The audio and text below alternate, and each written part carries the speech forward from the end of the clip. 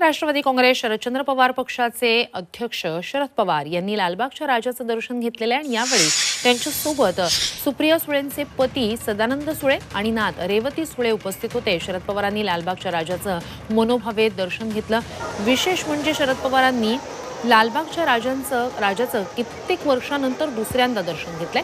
चप्पल काढून शरद पवारांनी दर्शन घेतल्यानंतर नात रेवती सुळे हिनं खाली बसून शरद पवारांच्या पायात चप्पल घातल्याचंही यावेळेला पाहायला मिळालं।